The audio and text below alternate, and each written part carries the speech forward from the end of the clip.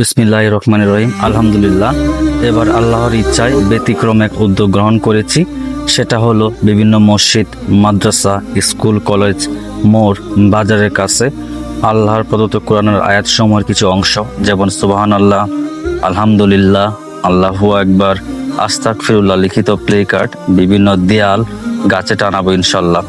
শুরুতে আমরা শুরু করেছিলাম আমাদের বুকাইনগরের অষ্টগড় গ্রামের বাইতুস সালাম জামে মসজিদকে কেন্দ্র করে এবং তার আশেপাশে।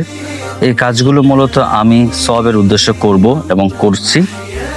আর পাশাপাশি আমরা এই কাজের দ্বারা যদি মানুষের কলবে জিকির পয়দা হয়, এটাই আমাদের জন্য অনেক বড় পাওয়া। সকলেই আমাদের জন্য দোয়া করবেন, আমরা যেন এই কাজগুলো চলমান রাখতে পারি। সকলে সাপোর্ট করবেন।